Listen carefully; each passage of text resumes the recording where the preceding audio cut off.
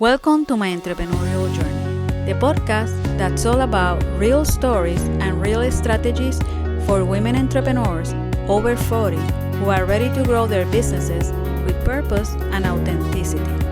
I'm Yaritza Baez, and on this show, we mix deep dive conversations with inspiring guests who share their entrepreneurial journeys alongside actionable advice tailored to help you navigate your own.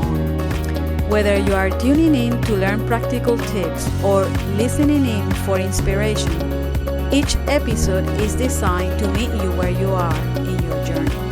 So, if you're ready to leave behind the overwhelm and start building a business that reflects who you are, hit subscribe and join me each week for insights that empower your entrepreneurial path.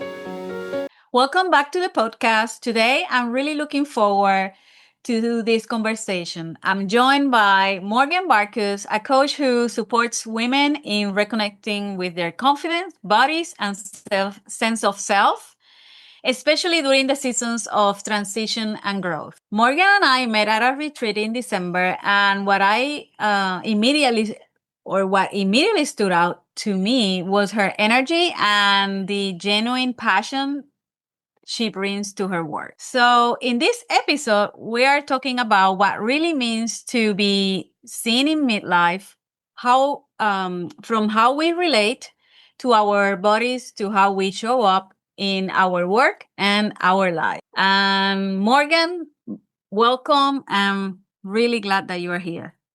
Well, thank you for having me, Yaritza. I remember sitting next to you. You know, you go to a retreat like we did, and did we have assigned seating? I don't remember. Did she? We have the tags, little name tags, yeah. And you and I were sitting next to each other.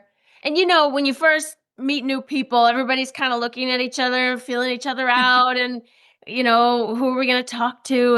And I just at first I kind of wanted to just hug you because I wanted you to relax. I think for you more than most people, you were kind of observing and waiting to see what the vibe was going to be. And it was so nice. What I love too is that at the end of the day, I'm like, hey, anybody want to meet at the bar and have a cocktail together and chat? Because it was so fun after the day was over to get together with some of the women. And I loved that every night you were there and you would join conversations. And I noticed you're a bit of an observer. And so it was fun to just connect with you and learn about you in that way. Yes, it was I had a great time at that retreat. Met wonderful women there. So why does showing up feel more vulnerable for many women in midlife? Why do you think is that? Well, I would say as a whole, just in general, I don't think that we are taught how to be vulnerable. And that starts even as young as childhood. I mean, there are people obviously that encourage vulnerability and talking about your feelings, and I don't think it is encouraged. So I don't think even at a young age we're encouraged to be vulnerable. And you want to fit in, and you want to we're social animals. We don't want to be outcasts. So we want to do what's quote unquote normal, and we want to fit into our social groups, and we want to be accepted, and we don't want to be rejected. No one wants to be alone or feel alone. And so you don't want to come across as different sometimes or put yourself out there. And then on top of that, you have societal norms. And I think for women, there are many, and it's on TV, it's in movies, it's in magazines. Now it's on social media. I'm of an age where, we didn't have the internet, but I had 17 magazine and movies and all the things. And so in my head, I thought what we were supposed to be. And so then as you're becoming a young woman, you're trying to, be attractive and look a certain way and keep up with trends. And then society teaches us women that I think it's getting better. And there was a period where it was really like you're going to age out. you pass 30s and now you're going to age out of your career and age out of looks and sex appeal and desirability.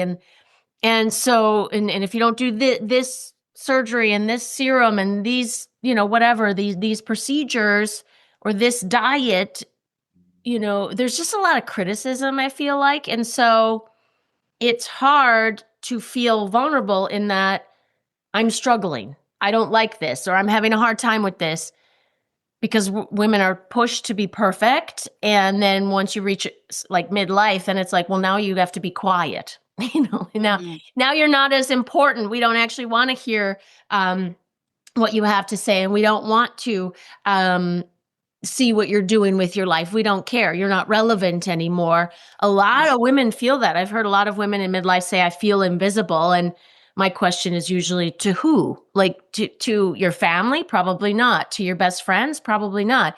If you have a partner? Probably not. So who are you worried about being visible to? And I think that if you choose to be vulnerable, even though it's uncomfortable, that is where connection is, and the right people will be in your life. I have a great story. When I was going through my master's degree for marriage and family therapy, it was a 3-year-long program. And in the last year, the last class, we had to write a 50-page paper and present it to our professor and the class, and basically explain how we were going to be as a therapist and all that. I honestly can't even remember everything that was in that paper. And what I do remember from that entire experience was at the end of my presentation, my professor said, Morgan, you're going to be a great therapist. You've got the skills, you will be fine. And I would encourage you to be more vulnerable. And I was like, wait, what? And he's like, you walk around and you got this tough girl shell. And he's like, you act tough. And, I know that there's a softie under there, that you are sensitive and soft. And he said, in order, especially as a therapist, if you want people to be vulnerable with you, you need to be vulnerable. And I was like, whoa, because I remember the day when I was a little girl, I was wearing a faux fur coat. My grandmother, my paternal grandmother, she knew I was extra even when I was a little girl. She got me this fake fur coat that I would wear to school when I was in kindergarten. And a boy on the bus was making fun of me and picking on me about my coat. And I turned around and I kind of told him off and yelled at him or something. The bus driver stopped the bus, separated us, made me sit with the boy that was making fun of me. And I looked out the window and I was like, don't let him see you cry. Don't let him see you cry. Don't let him see you cry.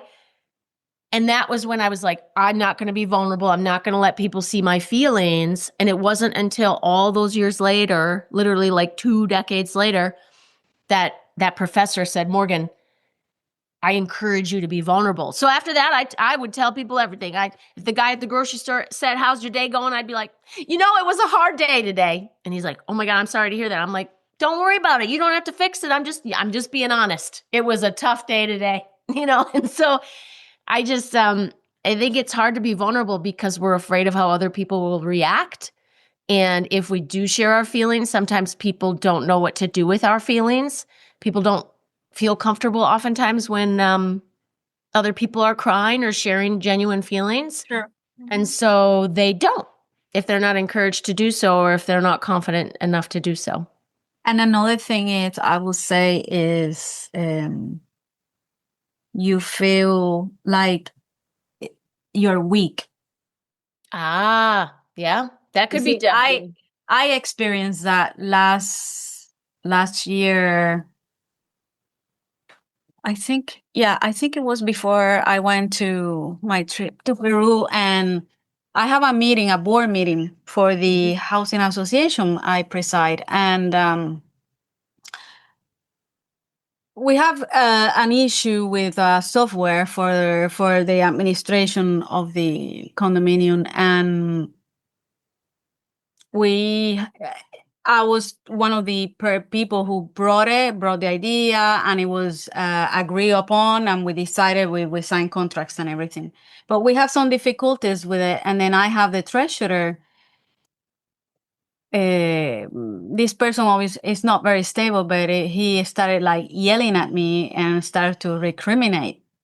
You know, it was totally disrespectful, but um, it was a Zoom call actually, and I just had it and I just went at it. You know, like, you don't yell at me, you don't talk to me in that tone. And then he said to me, "Oh, but you're being disrespectful, Bella." And I said, "Well, I'm not, but you are raising the boys and it's a two-way street." And I was very firm, and the other members, you know, they were like, you done well. But after because I was so angry, I almost started crying, but I didn't want to cry. I didn't want to be weak. I want to be strong. Mm. I'm a tough woman, you know? Yeah. So, because at that point, I thought, even when I have to stop and take a breath, it's like, I don't want to show my vulnerability. I want to be strong. And I think that happens also to women, because certain men, it's like, after a certain age, we become invisible. It's like, like you were saying, we stop being relevant, and I have to like set, you know, the ground and say, no, you're not talking to me that way. But yeah, I felt vulnerable afterwards, because it put me in a position that I didn't really want to be. You're exactly right. You're right. I didn't even think of that, because you're right. Oftentimes when women show their feelings, especially in a professional setting, Yeah. God forbid you have feelings, Yeah. and now you're invalidated. Now you're not professional, or you can't handle this job. You don't have the capability to handle it. And it's like, women are very strong, and we're so strong that we can both be productive and also have feelings. Like, we have the capacity to have feelings and move a project forward and be productive and multitask. So it's unfortunate that some people see feelings as that you're not competent, maybe. Yeah. Because you're an educated, powerful, professional woman, and God forbid you start crying, then you probably, maybe in that person's eyes, would be knocked down a couple pegs in terms of you being capable of what you were doing. Yeah, and then, you know, and the stereotypes, like, oh, there we go, and another woman crying and all of that, and so you don't want to show you being vulnerable. You know, this something that you don't want to do. Yeah. So I also see women that struggle a lot with, when it comes to body confidence in midlife. You know, Mm-hmm. what do you see how will why will that happen? Why do you think that's so common? It happens because your body changes. I mean, let's be real. Most of the time, again, this goes back to societal norms. Younger is hotter. Mm-hmm. In the what are they, the zeitgeist or whatever you call it. And my question, I guess, is to who? I mean, I'm not 20 anymore, and I'm okay with that. And I think I'm hotter now than when I was in my 20s, because I am a lot wiser, and Mm-hmm. I know how to dress better, and I'm smarter and more educated and wiser, and so I feel way hotter, even though my body, is, my skin's a little crinklier and I got crow's feet and some 11s, but that has nothing to do with my values. So I think for some, it's that transition from, and I'll be the first to admit, when I was in my 20s and part of my 30s, Mm-hmm. my body was my currency. Like, if you're good looking, you get more attention, you get Yeah. more boys. Like, I mean, and that's what I want. I can't speak for all women. I'm speaking about me. I wanted all the boys. So for me, it was using my body and my looks to get there. And we are encouraged. Here's makeup and hair and nails and cute outfits. Like, women, again, are fed, like, here are all the things to make you look better and more appealing at this age of mating and matching up. Because a lot of young women want to find a partner and, maybe start a family, maybe not, but they're still usually looking to attract a mate for whatever reason that is. Um, midlife comes around and either you're in a happy marriage, praise be, that'd be wonderful, or you're getting a divorce, or you're still single. And you're like, wow, am I not as desirable anymore? That sucks. And I mean, for me, the women I work with, it's really a mindset shift because I can look in the mirror and go, I've got scars, I've got the cellulite, my stomach's not as tight as it used to be, and it's never gonna be again. My buttons don't sit up as high as they used to, and no matter the weightlifting and the power walking I do on an incline on the treadmill, they're just not gonna be as high as and tight as they used to be. The boobs, they sag a little, So, and for me, I guess it's perspective. Like I can either look at it and think mean things and negative things, or I can have a chuckle about it and move on. And because it's part of who I am and it's not my whole worth anymore. When I was younger, like I said, it was my currency. Now I'm like, I got my own money. I've got an education. I got my health. I'm funny. So like I'm thinking of all the reasons outside of my looks that makes me valuable.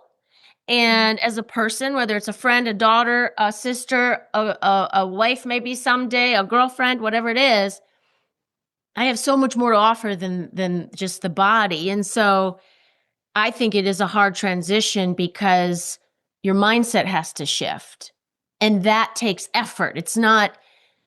You're not going to see it on the social media helping you embrace unless you're following, I just love her, Kate Winslet, the woman who was in Titanic. Yes. I think she's around my age or older maybe. And she just. Yeah, she's 50. Okay. Yeah. Halle Berry, I mean, she looks gorgeous and she's like 60. There's certain women that have chosen to say, I am older. And, yes, things don't sit up as high as they used to, or maybe I need a cream for that.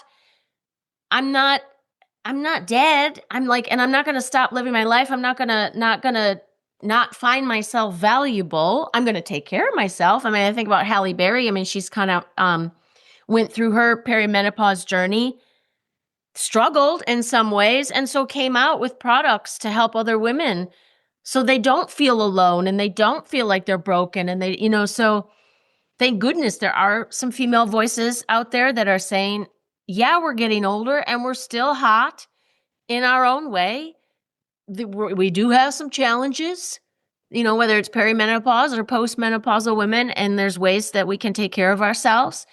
And who exactly are we trying to be appealing to? I mean, I personally am attracted to a man that's probably closer to my age. He's going to be wrinkly too. I know, but that's the funny thing. It's like sometimes I think that man thinks that the women gets older and they get the wrinkles and the belly fat and the cellulite, but it's like they never age. You know what I mean? They think that, or you think that about men? Well, that's what I think about them. Like, they tend to think, like the perception sometimes I get is like the way they talk about women, or it's like, yeah, you're looking wrinkled and you got the belly fat and all of that. But it's like, I'm here, I'm still a hot stuff, and you're all wrinkled, probably bald. Yaritza, in my opinion, bye. Like, that guy is not my guy, and I don't want him in my world. Because I have my mom, she used to joke, she'll say this all the time, like, if a man is critical of a woman, she'll be like, have you looked in the mirror? You are no Brad Pitt. Like, because I always loved Brad Pitt. Like, I think Brad Pitt is one of the best. Me too. And he's not even like my type. My type is actually more like salt and pepper, beard, like I like facial hair. Like, my type is kind of, I have a certain type personally, in terms of what I find most attractive, tall, dark, and handsome. And Brad is like blonde and like, he's like an Adonis. I mean, he's so gorgeous, But I think he is like the epitome of a good looking man. But anyway, so my mom would always use him as that like pinnacle. She'd be like, has he looked in the mirror? He's no Brad Pitt. So to me, yeah, I mean, you have to be with someone that's realistic. If you are around men that are like, you're washed up or you're old. I dated a guy once and this was like 10 years ago. He kind of like traced the smile lines on my face. And he was like pointing them out to me. And then he goes, and I guess it's a good thing you're happy a lot or you smile a lot or something. Like he made like a comment. So it was like a pointing out a flaw, but then being like, but it's okay because you're a happy person. And it's like, again, are you Brad Pitt? No. So who are you to criticize me? Goodbye. So I think, again, it's just like I talked to a young lady. I mean, we're talking, she was in her 20s and a man told her she'd be hotter if she had bigger boobs. And I was like, first of all, that guy's got to go. And second of all, a man who finds you attractive is going to find you attractive for so many more reasons than just your body and that you look a certain way. But also, that's not your guy. The guy for you is going to be like, you are perfect the way you are. I think you are magnificent. And I think that, again, as we get older, I mean, unless you're trying to attract a 24-year-old, and even then, some younger guys like old. I went out with a guy, he was 20 years younger than me, 22 years younger than me. And I was like, are you sure? Because I'm kind of old. And he's like, I think you're fantastic. And I was like, great. If you don't have a problem, I don't have a problem. So Yeah. I just think it's really your mindset and how you decide to carry yourself. And I also think that mindset, though, takes work. Like you don't get to just wake up one day and you're like, I'm amazing, even though I'm 57. No, it's going to take work. some reprogramming because we've already programmed our brain one way. It takes someone like working with the coach or reading books and doing different exercises to reprogram what you've been telling yourself for years and years. And I mean, that stuff is wired in. Yeah. And I think that these also show up when women hesitate to post or speak up. Yep. And I don't think it's about vanity. It's about also permission. Like they think they feel they need to ask permission to do what it is that they want to do, to show up live, to show up, in social media, doing what it is that they want to do. Yeah, Lisa, when you say permission, from who? What do you mean permission? I guess it could be from their husband, their partner, their family, society, You know what? You're absolutely right. Because I literally just posted a reel 2 hours ago, I think it was. And the opening line is a hook and it is in your face, bold. And I thought, should I post that? What if my parents read that and they're like, Morgan, that video was very out there, and my parents are judgy and, sometimes they'll tease me because, I am a lot. And so, they'll like joke around with me and say something if I post a video. And as confident as I am, I agree with you. Sometimes there's times where you're like, it's not that I don't want to offend somebody. It's just I want to be respectful. Yes. And so that's my hesitation is like, sometimes I get a vulnerability hangover if I post something and I think, did I share a little too much? Or maybe I shouldn't have said that thing. But then I also think because I have like business coaches around me and other mentors, what's nice is they remind me, oh, you know what? Also share. Share. I heard her interviewed recently on the Armchair Expert podcast.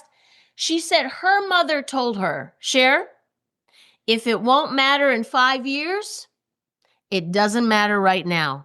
And so I was like, ooh, I got to remember because that reel I posted today that I felt a little weird about, in 5 years, that won't even matter. So I was like, you know what? Who cares? And the reality is, going back to some of my like mentors and business coaches and stuff, they're like, do you realize how much is on social media? Maybe 3% of the people that even follow you saw it. And then whoever is offended and doesn't like it, they're not your person anyway. So who cares? And, but you know, you're right. I actually met a gal. I was down in South Florida, and she came up to me at the beach, and she's like, Morgan, how do you, like, just put yourself out there and you don't worry about what other people think? And I said, I mean, it's an exercise. I mean, it's not like it came naturally. I had to just keep doing it. And I also had to, in my head, tell myself, Morgan, there are going to be people who disagree with you, criticize you, think you're crazy. It doesn't, at the end of the day, do those people's opinions matter? And that's why I guess I only think about my parents, because I do actually care what they think. But if some random person is like, Morgan, this is so inappropriate, I'd be like, well, then don't follow me. Bye. You know. That's true. And I was going to ask you also, what do you wish more women understood about confidence? You know, what's wild is it's a very Googled term. Like if you know how on Google they like predict what you're going to say. Yes. Mm-hmm. And so it's like if you put in how to, and a lot of times it says be more confident, or like the confidence is something that people care about. And whatever they're trying to be more confident in. And I overall truly believe it is a mindset and or perspective shift. It is a decision that you make, because there are many reasons that to not feel confident. I don't care if you're working your corporate job and somebody's smarter, better, faster than you. You are at the gym and somebody's stronger, faster, better than you there. Like everywhere in this life, there's going to be somebody that in your mind, in your opinion, is prettier, smarter, stronger, more successful, making more money, has a hotter husband, has beautiful kids, a nice house, whatever it is. It's really deciding for yourself that you are grateful and happy where you are at and believe in your own potential and what is what you are striving for and what you need. Because it really is easier to look at everyone else and compare and not feel confident. And I had a dance. So I used to teach dance and fitness at this studio years ago. And the husband and wife that owned the gym, I used to teach pole dance classes, and they had a separate part where they had a dance studio in the gym. And the woman who kind of managed that space, she would take some of my workshops and stuff. And her husband, he knew that she really respected me and she liked taking my classes because of my confidence. And he kind of asked her, like, what is it about her? Because she was like a fitness competition person. She trained really hard. She had done like those, like I said, those bodybuilding, not bodybuilding, but those like fitness competition things. So her standard of like looking a certain way was pretty high. And he said to her, like, well, Morgan's not the fittest. No, she's not. She's not the prettiest. No. So why do you think she's so confident? Or what about her that you find so appealing? And she's like, I don't know. It's just her attitude. Like just how she carries herself. For me, it came out in dance, and it would come out in dance when I would work with other women. I would notice that in them too. They would carry themselves differently just because they were holding themselves different, and because I was, telling them to watch themselves and think certain things. And so we would work on mindset and how they carried their body, and that literally shifted their energy and shifted their attitude about themselves. Their weight didn't change, their looks didn't change. And they would shift into a more confident place through, like I said, the mindset and how they were carrying their bodies. And so I think that confidence really is a decision to be confident and then to practice it every day. Because again, every day someone's going to come at you that's doing something better than you. And so you could be like, well, I suck and I'm a loser and I'm ugly and I'm fat and I'm not successful. Or changing that mindset. It really is building up and being And take action. grateful for what you have and where you are at in your life. I think it's a practice daily. Because, I mean, think about it, especially as a woman, every month we go through this cycle, and some weeks, days you feel bloated and unattractive, and then some days you're in a bad mood, and then some days you're on top of the world and you think you can do anything and everything. I mean, women more than men even, because men have a 24-hour hormone cycle. We have a 28, 30-day hormone cycle. So we're like this all the time, up and down and up and down. Our bodies, our attitudes, our everything. So I think every day, giving yourself grace. Years ago, I read the book. My mom and I, we were religious Oprah watchers. Mm-hmm. And we found out about the gentleman, Don Miguel Ruiz, and he wrote The Four Agreements. Yes. And I remember, and I think it was in The Four Agreements, but he wrote some other books, so I might have picked it up there. But he basically said, do your best every day and be okay with the fact that every day is different. Not every day is like your ultimate best. It's your best for today. And I think about that all the time, because sometimes, especially as I've gotten older, I can't work out like I used to work out. I love working out, and I can't work out like I used to work out, because I have arthritis and I've had 2 knee surgeries, and I can't. And so I had to go, my best at 35 was different than my best at 25. And my best at 45 is very different than even 40. And that's okay. And so I have confidence in what I can do now. I don't look back and go, poor me, and what a loser, and don't feel good about myself. I'm like, I'm doing the best I can now. So I think it's just, honestly, to me, it's a mindset and perspective thing that you work on every single day. And I also think you have to do what you have to use what you got, like your body, your career, your whatever it is. I mean, if we're talking bodies, because that's what I talk about as an empowerment coach for women, this is your vessel. So take care of it. Drink the water, get the sleep. If you want to get your hair done, go get your hair done, get your nails done. Like, take care of the vessel you're in so you feel more confident.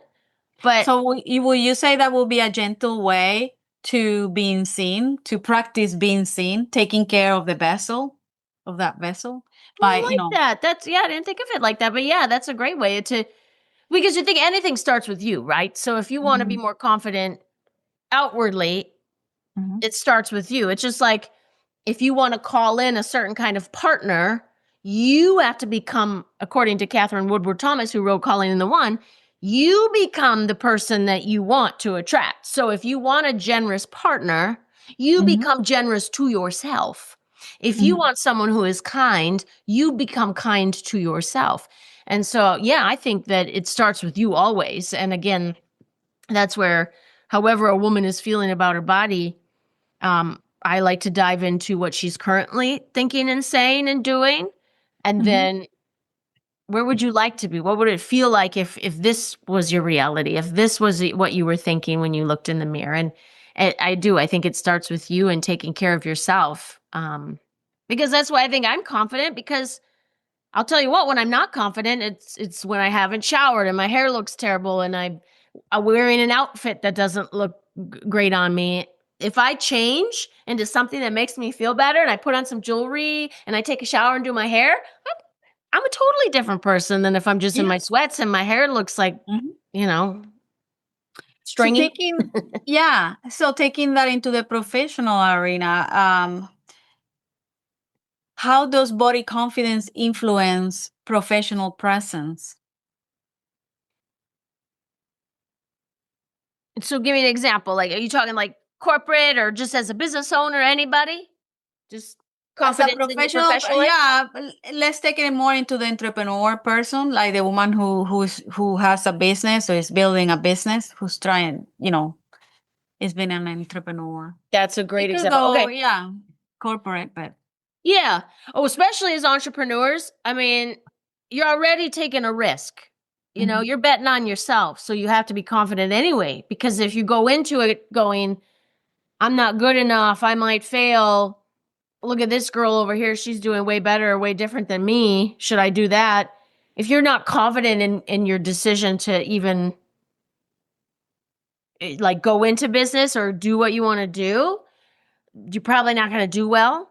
And so again, that would, to me, the body confidence and the self-confidence would just catapult you successfully in your professional life. Because again, it starts with you. So if you feel like bouncy, like you had to almost be bouncy in terms of when stuff doesn't go right in your life, to quickly bounce back from that and go, you know what, that's okay. I screwed up today, or I had a moment. There's moments that I get in my feelings and I have too much cake and I'm like, not great. Felt good in the moment though. And now for the rest of the day, I'm going to drink water and eat healthy, so I have to bounce back quicker. I had an emotional moment and I used food to kind of make myself feel better. And now, let me get back on the wagon immediately. So I bounce back a lot quicker. I don't go to dark spaces longer, or like let myself get down on myself for very long. I journal a lot. I take a lot of walks. I listen to music and dance because that moves my body and gets me back into a better place. Anyway, but that again, so to me, that confidence in yourself and be able to bounce back quick translates into business, because you're going to have to put yourself out there. And if you don't feel confident in yourself, anybody that says something negative to you, anybody that criticizes you, questions you, it'll destroy you. Whereas I walk into it, I always think about Samantha Jones, her character, because Samantha Jones from Sex and the City, Yeah. she, I don't remember what episode or how exactly she said it, but it was basically like she wanted people to hate her, because she was like, I'm not making an impact or a difference if I don't have people that think I'm awesome and love me. And I also have people that can't stand me, because if you're neutral, you're not really having the same kind of impact. And so that being said, though, you have to be confident enough to be able to ignore the people that are criticizing you and are trying to pull you down and trying to tell you that, you can't do it or you shouldn't do it. So it's just that practice every day of. So what do you think shifts when a woman starts trusting herself again? Ooh, say more. What do you shift trust yourself for that? What shift when a woman start trusting herself again? Shift where? Like trusting herself how? Say more. Like as she's trusting herself, what, in her body? Obviously, when you start trusting when you start trusting yourself again, there is a shift within you. Oh, absolutely. So when does that start? Do you think that start when she start consciously? I'm gonna take action every day. Mm-hmm. That's the kind. Do you think that's when she start making those shifts and her confidence gets higher and better? Absolutely. I actually have a story that's hopefully related. I oftentimes dated people because I wasn't happy with myself. So I was always looking for someone that was fun and was funny and made me feel happy, and even maybe possibly could be a partner in business or was established in his career so that I didn't have to worry about money as much. So I was not trusting myself that I could be financially resourceful on my own and be the source of my own happiness. And so I was looking outside of myself instead of trusting that was all inside of me. And I was living in Rancho Cucamonga, California at the time. And I was standing in this bathroom in my apartment that I had there. And all of a sudden I thought, wait a second, there's nothing wrong with me. I am capable of my happiness, my worthiness. I got to figure this money thing out. Like, no one's coming to rescue me. Like, I need to figure this out. And I ended up getting a tattoo that says I am enough in my own handwriting, because I was like, I need this reminder that if and when I meet somebody, it's not because I need him for his resources. I need him because it's companionship and it's a partnership. And I had to bet on myself and trust myself. And after that, Yaritza, I got a better job that paid way more. And I'm talking like within, it was like not a long time where it was shifted, where I got a better job and I took care of my own finances and I trusted that I could take care of my own finances. I started to expand my friend circle and go out more and put myself out there. And I just had to decide, even though it was uncomfortable. And I had to, and then as you take one step, then you say, oh, that wasn't so bad. I can do that. And then you trust yourself more to take the next uncomfortable step. And So those are the shifts. Yeah. Those are the shifts. Little by little. The little by little. And another shift happens is because when you are younger, like you were saying earlier, well, you know, the beauty of being young is different to when you start getting older. Mhm. And so again, at some point, some women may lose that confidence that they have because they were younger, but now they have to get back on that, recuperate that confidence, and so they start shifting again. For in midlife, it's like, whoa, hold on a second. I Yeah. used to do this, and I was never afraid of like showing up unannounced or being the center of attention. Why did that change? When did that change? And Mhm. so that's also another way when women start shifting, and that confidence, they start recuperating that confidence they used to have, which, you know, for some may have never been totally gone. It was just asleep.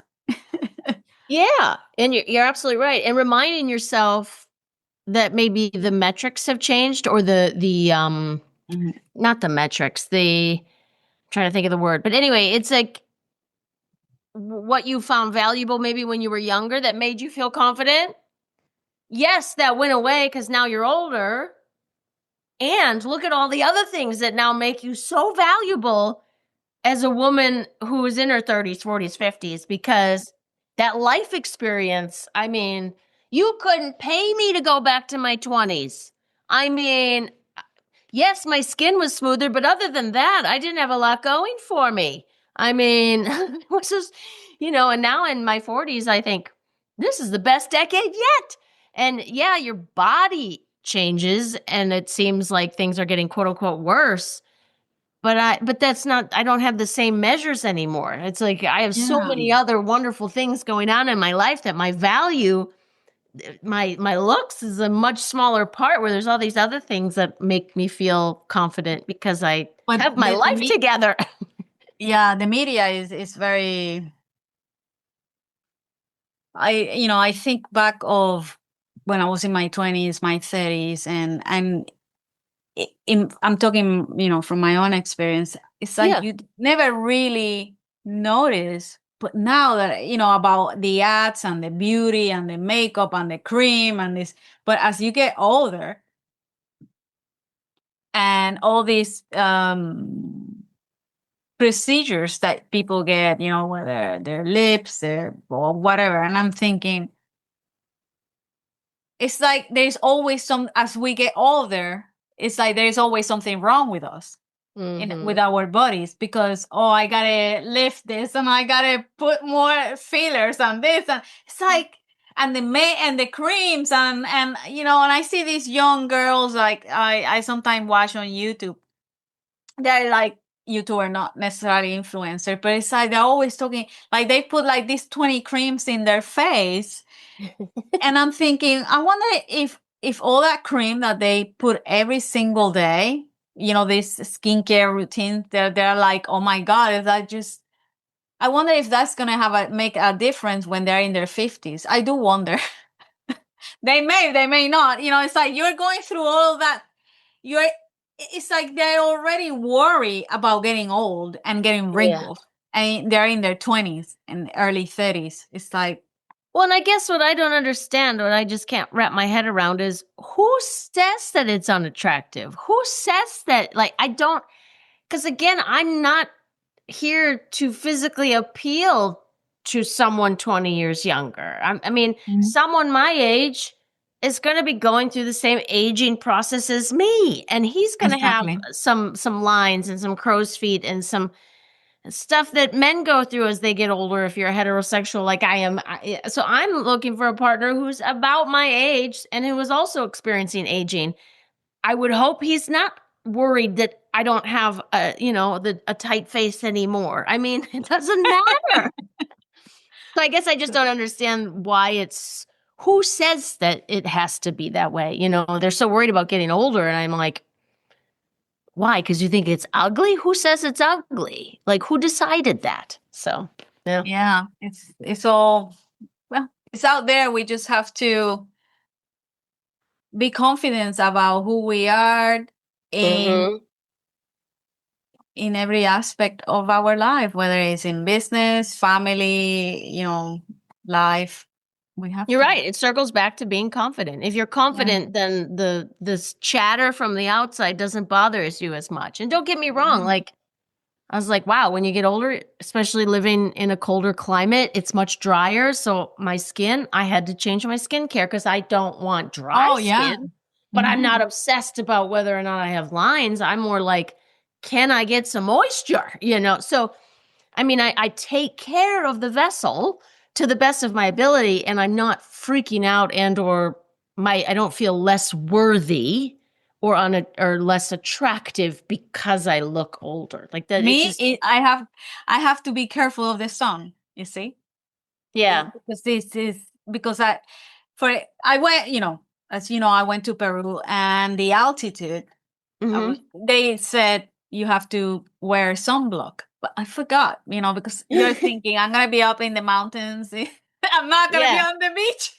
Yeah. Well, yeah, I got all the marks, like on my cheeks, the dark marks from, and it's from the sun. But now that was in November, and now in February, and I see that they're fading away. Yes, I put cream, and I always wear sunblock. But yeah, those are the shifts the things that you gotta do. But that's just wanting to take care of the vessel, as you say. Yeah, and it doesn't diminish your value in any way, shape, or form. It just is. It just is what it is. Yes. So what I really appreciate about this conversation is the reminder that visibility is a practice, not a personality trait. Confident is something you switch on, is something, isn't something that you really switch on. It's something you rebuild through small actions. Like we were saying, it's something that you take action every day. You take on a practice. You practice something different every day, so you can build all that, your confidence back. And if you're an entrepreneur, that is gonna help you a lot, because the entrepreneurial journey is one of a roller coaster where you're going to be facing many different challenges, and confidence is very important in there. So as you listen, I will invite you to reflect on this. What's one small way you can practice being seen this week without waiting to feel ready first? Well, I like that challenge. Yes. So Morgan, thank you so much for this grounded conversation. It's been such a pleasure having you here.